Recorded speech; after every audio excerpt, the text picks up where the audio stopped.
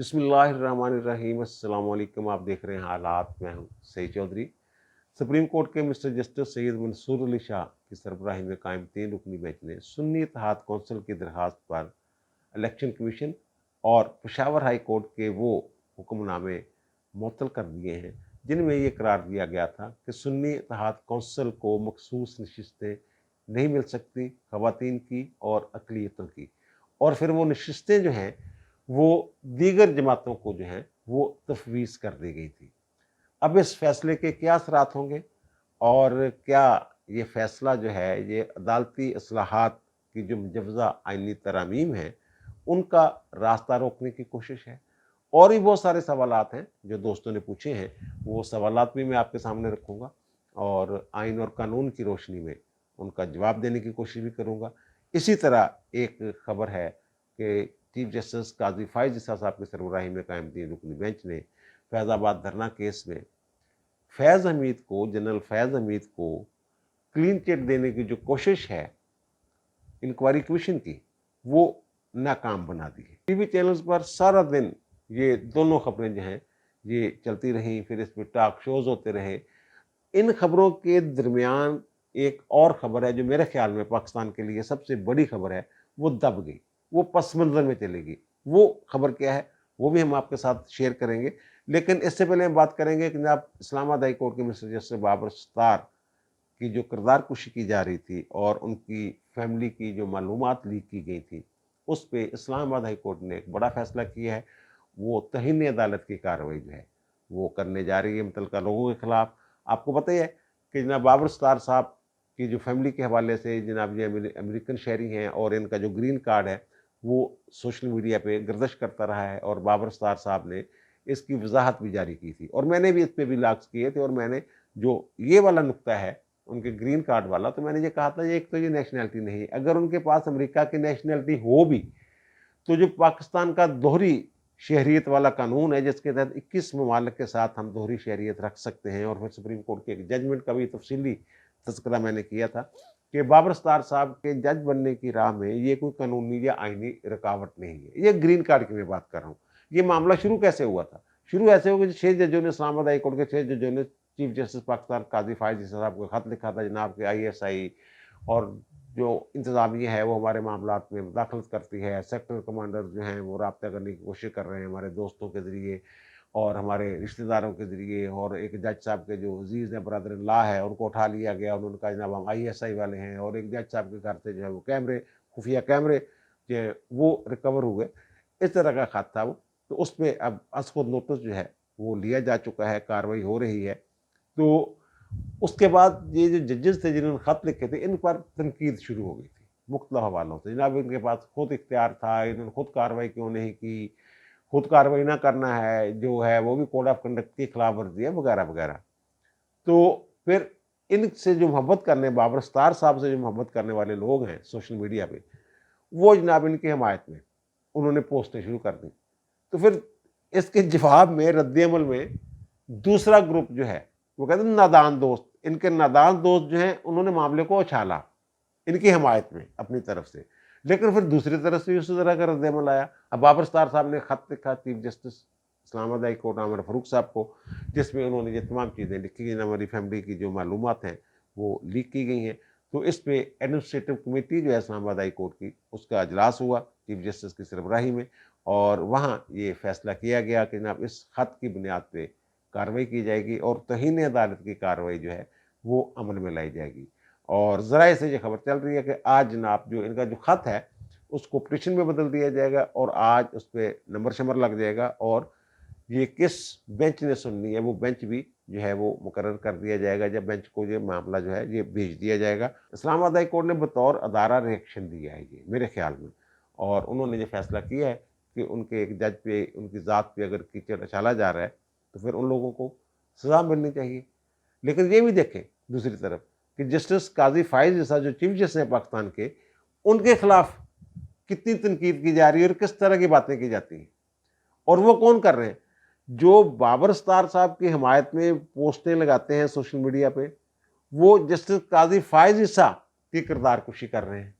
इस पर भी ज़रा गौर होना चाहिए। और फिर قاضی صاحب میں نے پہلے بھی کہا کہ تحمل اور برداشت سے کام لیتے ہیں، اور بابر ستار صاحب نے جب یہ 5-5 لاکھ روپے جرمانہ کیا یہ جو آڈیو لیک والے کیس میں، جن لوگوں نے اعتراض کیا تھا جناب آپ اس کیس کی سماعت نہ کریں، اس دن میں نے کہا تھا جناب تحمل اور برداشت کا مظاہرہ کرنا چاہیے تھا، ان کے جو کوڈ آف کنڈکٹ ہے اس میں جو لکھا ہوا ہے۔ اگر اسلام آباد ہائی کورٹ اسی طرح کا ریئیکشن جو ہے یا کارروائی ہے اس وقت کر لیتی ان لوگوں کے خلاف جن کے حوالے جو ہیں وہ خط میں دیے گئے ہیں، 6 ججوں کے خط میں، جن میں بابر ستار صاحب بھی شامل ہیں، تو پھر بابر ستار صاحب والا جو معاملہ ہے اس کا نوٹس لینے کی نوبت نہ آتی۔ بہرحال دیر آئے درست آئے، دیکھیں اب کارروائی کیسے آگے بڑھتی ہے۔ وہ میں نے کہا نا کہ فیض آباد دھرنا کیس اور سنی اتحاد کونسل کی مخصوص نشستوں والا کیس جو ہے، ان کی خبروں میں ایک اہم خبر میں نے کہا، میرے خیال میں جو بڑی خبر ہے وہ دب گئی۔ وہ خبر کیا ہے؟ وہ خبر یہ ہے کہ جناب سعودی عرب کا ایک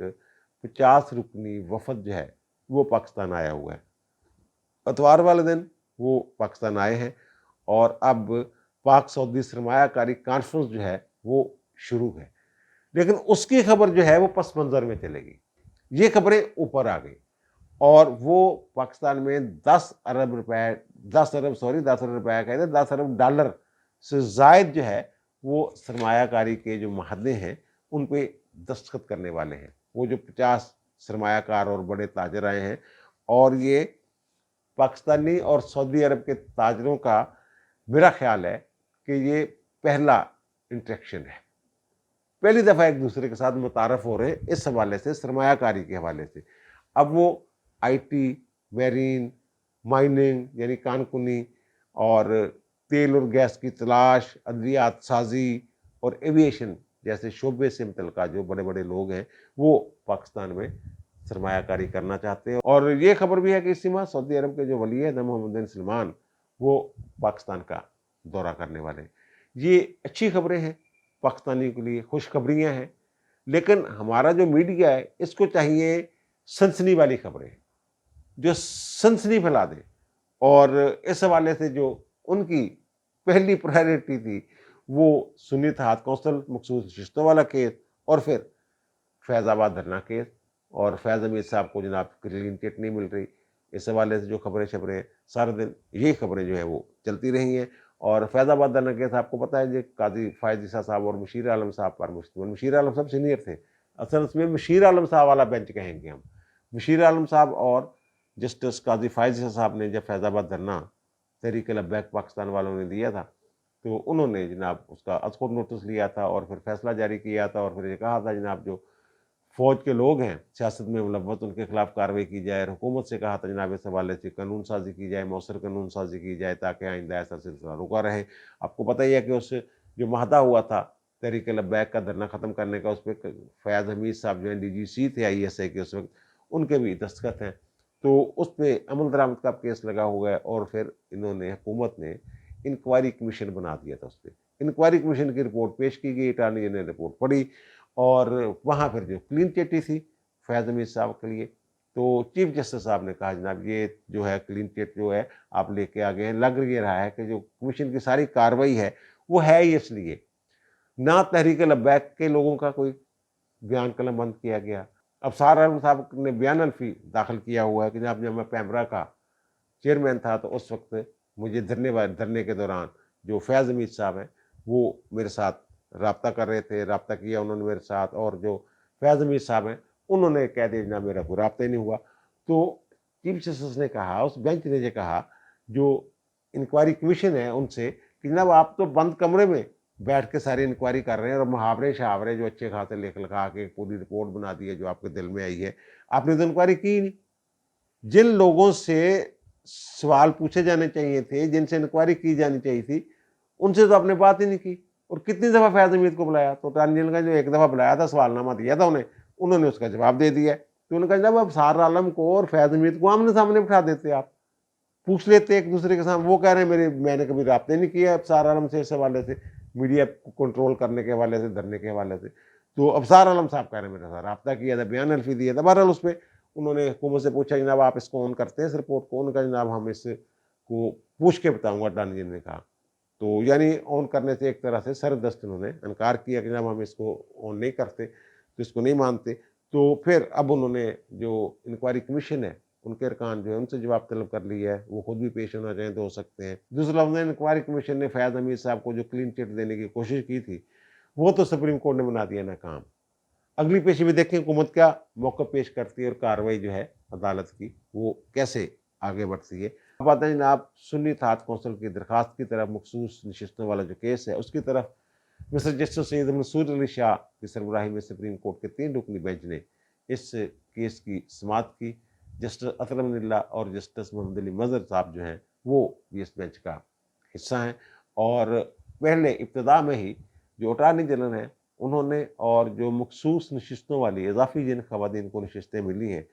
ان کی طرف سے یہ اعتراض کیا گیا بینچ پہ کہ جناب supreme court practice and procedure act کے تحت یہ ضروری ہے کہ ایسا معاملہ جس میں آئین کی تشریح جو ہے وہ مطلوب ہو تو پھر 5 رکنی کم از کم بینچ بنے گا۔ تو آپ تو 3 رکنی بینچ ہیں، آپ اس کی سماعت نہ کریں گے کیونکہ اس میں جو مخصوص نشستوں والے آرٹیکلز ہیں آئین کے 51 جو قومی اسمبلی کو ڈیل کرتا ہے اور 106 جو صوبائی اسمبلیوں کو ڈیل کرتا ہے، تو ان کی تشریح کا معاملہ ہے اور فرسٹ امپریشن کا کیس ہے، اپنی نوعیت کا یہ پہلا کیس ہے جو سپریم کورٹ میں ہے۔ تو آپ اس کی سماعت نہ کریں بلکہ آپ جو کمیٹی ہے متعلقہ بینچ بنانے والی کمیٹی 3 رکنی اس کو معاملہ جو ہے وہ بھیج دیں، ریفر کر دیں، اور یہ کم از کم 5 رکنی بینچ جو ہے یہ بننا چاہیے۔ تو ان کا جناب نہیں، ہم جو ہے ہم تو ابھی صرف یہ درخواست جو ہے اس کا یہ جائزہ لے رہے ہیں کہ یہ قابل سماعت ہے بھی نہیں، اس کو اپیل میں کنورٹ کرنا بھی ہے ہم نے یا نہیں، جو پشاور ہائی کورٹ کے فیصلے کے خلاف آئی ہے۔ پشاور ہائی کورٹ نے کہہ دیا جناب سنی اتحاد کونسل جو ہے کہہ دیا تھا کہ سنی اتحاد کونسل جو ہے اس کو سیٹیں نہیں مل سکتی کیونکہ وہ پارلیمانی جماعت ہی نہیں، اس میں شامل ہی نہیں ہو سکتے تھے، یہ آزاد ارکان ہیں، آزاد ہی رہیں گے۔ تو سیٹیں جو ہوتی ہیں مخصوص نشستیں خواتین کی یا اقلیتوں کی وہ تو ان جماعتوں کے لیے ہوتی ہیں جو منتخب ہو کے اسمبلی میں آتی ہیں۔ تو سنی اتحاد کونسل تو کوئی جماعت ہی نہیں جو منتخب ہو کے آئی، انہوں نے اپنے ٹکٹ پہ نہ الیکشن لڑا ہے، بلکہ حامد رضا صاحب جو سنی اتحاد کونسل کے سربراہ ہیں اور جس جماعت میں یہ شامل ہوئے ہیں پی ٹی آئی کے لوگ جو آزاد جیت کے آئے ہوئے ہیں، تو انہوں نے بھی آزاد حیثیت سے الیکشن لڑا تھا، اور الیکشن کمیشن اس سے پہلے یہی فیصلہ 1 مارچ کو دے چکا ہے، اور یہی فیصلہ جو ہے 25 مارچ کو پشاور ہائی کورٹ نے دیا۔ ان فیصلوں کے خلاف یہ سپریم کورٹ میں آئے ہیں۔ تو پھر جناب آخر پہ انہوں نے جو بینچ ہے، انہوں نے جو سماعت ہے وہ 3 جون تک ملتوی کر دی، اور اس دوران جو نوٹیفیکیشن تھے، جو احکامات تھے الیکشن کمیشن کا 1 مارچ والا اور 25 مارچ والا پشاور ہائی کورٹ کا، وہ فیصلے کر دیے معطل، اور یہ ساتھ وضاحت کر دی کہ جناب جو اضافی نشستیں ملی ہیں باقی جماعتوں کو، جس کے بارے میں یہ دعویٰ کر رہے ہیں سنی اتحاد کونسل والے کہ یہ ہماری یہ نشستیں ہیں وہ 77 کے قریب مجموعی طور پہ صوبائی اسمبلی میں اور قومی اسمبلی میں بنتی ہیں، تو وہ انہوں نے کہا کہ جناب ان کی حد تک یہ حکم ہے، یعنی دوسرے لفظوں میں یہ جو 77 ارکان ہیں اضافی مخصوص نشستوں والے وہ انہوں نے ایک طرح سے معطل کر دیے ہیں۔ اس پر اعظم وزیر تارڑ صاحب نے اعتراض کیا ہے کہ جناب بینچ نے منصور علی شاہ صاحب والا جو بینچ ہے اس نے یہ معاملہ جو ہے لارجر بینچ کے لیے supreme court practice and procedure act کے تحت بنی ہوئی جو کمیٹی ہے اس کو ریفر کر دیا، کیونکہ آئین کی تشریح کا معاملہ ہے اور اس ایکٹ کے تحت کم از کم 5 رکنی بینچ جو ہے وہ ہونا چاہیے اگر آئین کی تشریح کا معاملہ ہو۔ تو اس میں 51 جو قومی اسمبلی کو ڈیل کرتا ہے آرٹیکل مخصوص نشستوں کے حوالے سے، اور 106 جو صوبائی اسمبلیوں کو ڈیل کرتا ہے مخصوص نشستوں کے حوالے سے، ان کی تشریح کا معاملہ ہے، تو پھر آپ کو یہ حکم امتناعی جاری نہیں کرنا چاہیے تھا۔ الیکشن کمیشن اور پشاور ہائی کورٹ کے فیصلے جو ہیں وہ معطل نہیں کرنے چاہیے تھے، بلکہ یہ جو نیا بینچ بنتا ہے لارجر بینچ، اور میرے خیال میں وہ شاید 5 رکنی سے بڑا بھی بینچ بن سکتا ہے، تو اس کو اس کا فیصلہ کرنے دینا چاہیے تھا۔ جسٹس سید منصور علی شاہ صاحب والے بینچ نے جو انٹرم حکم جاری کیا ہے اور ریلیف دیا ہے سنی اتحاد کونسل کو، اس سے کئی ایک تاثر پیدا ہو گئے ہیں اور کئی ایک سوالات کھڑے ہو گئے۔ ایک تاثر تو یہ ہے کہ حکومت ججوں کے تقرر کے حوالے سے آئین کے آرٹیکل 175 میں کوئی ترمیم کرنا چاہ رہی ہے، جس کا اظہار جو ہے وہ وزیر قانون نے جوڈیشل کمیشن کے 3 مئی والے اجلاس جو ہے اس میں بھی کیا تھا، اور میں نے اس پہ ویلاگ بھی کیا تھا، اور کہ وہ کیا ترمیم آ رہی ہے۔ اور دوسرا یہ ایک شوشہ چھوڑا گیا ہے اور ہر جگہ وہ ڈسکس بھی ہو رہا ہے، اور اس کی تردید بھی مؤثر انداز میں نہیں کی جا رہی، اور اس کا نقصان ہو رہا ہے تردید نہ کرنے سے۔ تو وہ یہ ہے کہ اس کے لیے آئین میں ترمیم کرنا ضروری ہے، یہ شوشے کے لیے بھی اور جو 175A میں ترمیم کے لیے بھی۔ تو اس کے لیے 2/3 اکثریت چاہیے حکومت کو، اور یہ جو فیصلہ آیا ہے جسٹس سید منصور علی شاہ صاحب والا، اس کے نتیجے میں قومی اسمبلی کی جو اضافی مخصوص 23 نشستیں ہیں وہ نکل گئی ہیں، وہ ایک طرح سے معطل ہو گئے ہوئے ہیں، وہ اب کارروائی میں حصہ نہیں لے سکتے۔ تو پہلے وہ جو 23 نشستیں تھیں، جو 8 جو پارٹیاں ہیں مختلف حکومت میں شامل، ان میں سے زیادہ تر ان کے لوگ تھے، وہ 23 لوگ تھے، تو ان کو ملا کے ان کے پاس بنتے تھے 230 ارکان، جبکہ 2/3 کے لیے چاہیے 224، یعنی ان کے پاس آئین میں ترمیم کرنے کے لیے جو تعداد تھی وہ پوری تھی۔ اب اس فیصلے سے ایک تاثر تو یہ ملا ہے کہ وہ راستہ روک دیا گیا ہے آئینی ترمیم کا، اور اس کا نقصان کس کو ہوا ہے؟ اس سے عدلیہ کا بھی نقصان ہوا ہے، اور باہر یہ تاثر پیدا ہوا ہے کہ شاید عدلیہ کے اندر، ججوں کے اندر کوئی لڑائی شڑائی چل رہی ہے، اور کچھ جج نہیں چاہتے کہ جناب قاضی فائز عیسیٰ صاحب کو 3 سال ملے یا ججوں کی عمر میں اضافہ ہو، اس لیے جو انہوں نے آئینی ترمیم کا راستہ ہی روک دیا ہے، ان کی تعداد ہی کم کر دی ہے، وغیرہ وغیرہ، اس طرح کی باتیں شاتیں جو ہیں وہ ہو رہی ہیں، اور قاضی صاحب کو اس کا زیادہ نقصان ہو رہا ہے کہ شاید قاضی صاحب چاہتے ہیں کہ جناب یہ ہو، میں نے کہا وہ نہیں چاہتے، ان کی خواہش ہی نہیں، خواہش کیا، یہ معاملہ کہیں ہے ہی نہیں ججوں کی عمر میں اضافے کا یا چیف جسٹس کا ٹینیور مقرر کرنے کا۔ اور کل کے ولاگ میں نے کہا تھا کیسے پھڈے پڑے تھے جب یعقوب علی خان صاحب اور پھر شیخ انوار اللہ سپریم کورٹ میں، اور پھر بھٹو صاحب نے اس کا خمیازہ بھگتا، اور پھر لاہور ہائی کورٹ میں مولوی مشتاق اور ان سے جو جونیئر تھے ان کو بنا دیا گیا تھا چیف جسٹس اسلم ریاض حسین صاحب، وہ والا معاملہ، وہ والا پھڈا جو ہے وہ اس کا خمیازہ بھگتنا پڑا تھا۔ تو یہ اس طرح کا تاثر بھی ایک بنا ہے۔ اور دوسری بات یہ ہے کہ مجموعی طور پر میں نے عرض کیا نا 77 لوگ ہیں ارکان، نیشنل اسمبلی میں 23 لوگ ہیں، اضافی سیٹوں پہ جائے ہیں، جن کو اب کام سے ایک طرح کہنا ہے روک دیا گیا۔ پنجاب میں 27 لوگ ہیں، خیبر پختونخوا میں 25 لوگ جو ہیں وہ ہیں جو اپوزیشن والے ہیں، اپوزیشن کی 16-17 سیٹیں ہیں وہاں پہ، اور 25 انہیں مخصوص نشستیں مل گئی اضافی، وہ ان کو ابھی تک حلف نہیں اٹھانے دیا انہوں نے۔ اور سندھ میں جو ہیں وہ 2 لوگ ہیں ایسے آئے ہیں جو اضافی نشستیں ملی ہیں، جن کے بارے میں دعویٰ ہے سنی اتحاد کونسل کا کہ یہ ہمیں ملنی چاہیے تھی۔ اب کیا جو مختلف انتخابات ہوئے ہیں، وزیر اعظم، وزیر اعلیٰ، سینیٹرز، اس پہ کوئی فرق پڑے گا؟ یہ جو وزیر اعلیٰ پنجاب کا الیکشن ہوا ہے یہ 26 فروری کو ہو گیا تھا، اس وقت تک یہ جو نشستیں ہیں نا مخصوص اضافی نشستیں، جو اضافی جن پہ اعتراض ہے ان کو، وہ ابھی نوٹیفیکیشن نہیں ہوا تھا، وہ نوٹیفیکیشن تو مارچ میں ہوا تھا کسی تاریخ کو، اور مریم نواز صاحبہ تو 26 فروری کو وزیر اعلیٰ منتخب ہو گئی تھی۔ ان لوگوں کا تو ووٹ شوٹ تھا ہی نہیں اس وقت، جو مخصوص نشستوں والے، جو اضافی مخصوص نشستوں والے۔ اور شہباز شریف صاحب کا جو ہے وہ ہو گیا تھا 4 مارچ کو بطور وزیر اعظم الیکشن قومی اسمبلی سے، اور یہ جو 23 لوگ آئے ہیں اضافی لوگ جو آئے تھے مخصوص نشستوں والے، یہ آئے تھے 8 مارچ کو، انہوں نے حلف اٹھایا تھا۔ یعنی ان دونوں الیکشنز کے ساتھ، وزیر اعظم اور وزیر اعلیٰ کے الیکشن کے ساتھ ان لوگوں کا کوئی تعلق نہیں ہے۔ لیکن ہاں، وہ جو سینیٹرز کا الیکشن ہوا ہے ابھی حال ہی میں، ان میں ان لوگوں نے ووٹ دیے تھے۔ اب سوال یہ پیدا ہوتا ہے، لوگ پوچھتے ہیں کہ جناب کیا وہ الیکشن جو ہیں سینیٹرز کے جو الیکشن ہوئے ہیں وہ مشکوک ہو گئے ہیں، یا وہ کالعدم ہو سکتے ہیں اس بنیاد پہ کہ اگر یہ سیٹیں جو ہیں، یہ اضافی نشستیں جو سنی اتحاد کونسل کے علاوہ دیگر جماعتوں میں تقسیم کر دی گئی ہیں، وہ کہتے ہیں ہماری ہیں، تو کیا یہ سینیٹرز کا جو الیکشن ہے یہ کالعدم ہو سکتا ہے یا مشکوک ہو گیا ہے؟ اس حوالے سے جو ہمارا آئین ہے نا بڑا واضح ہے۔ ہمارے آئین میں ایک آرٹیکل 67، وہ یہ کہتا ہے کہ اگر پارلیمنٹ کی کارروائی کے دوران کچھ ایسے لوگ ووٹ ڈال جاتے ہیں یا کارروائی میں حصہ لے لیتے ہیں جو انٹائٹل نہیں تھے، یعنی کسی وجہ سے بعد میں نااہل ہو جاتے ہیں، اس وقت تو وہ ممبر تھے نا، تو بعد میں پتہ چلتا ہے جناب یہ انٹائٹل نہیں تھے، اختیار نہیں تھا، حق نہیں رکھتے تھے، تو وہ جو کارروائی انویلڈ نہیں ہوگی، وہ جائز ہی تصور کی جائے گی، یعنی کہ جو ہو گیا سو ہو گیا، چیپٹر کلوز ہے یہ جو سینٹرز کے الیکشن والا ہے۔ اور باقی جو 51 ہے وہ جو میرے خیال میں اور بہت سارے قانونی ماہرین ہیں ان کے مطابق یہی ہے کہ جب پارلیمانی جماعت ہوگی جو منتخب ہو کے آئے گی ان کو حصہ ملے گا مخصوص نشستوں کا کوٹا جو ہے تناسب کے حساب سے۔ یہ تو آزاد ارکان ہے، یہ جو پی ٹی آئی کے آزاد لوگ جیت کے آئے ہیں، سنی اتحاد کونسل میں تو شامل ہی نہیں کیا ان کو، انہوں نے سنی اتحاد کونسل کے نام کی تو کوئی پارلیمانی جماعت ہی نہیں تھی، کوئی بندہ ایک بھی منتخب ہو کے نہیں آیا تھا۔ اور پھر ہمارے اطہر مرزا صاحب نے یہ سوال اٹھایا، اچھا تناسب کے ساتھ، تناسب کیسا آپ کی سمجھ نہیں آ رہی مجھے، وہ کس حساب سے کون سا تناسب بتا رہے ہیں؟ تناسب تو یہی بنتا ہے کہ جو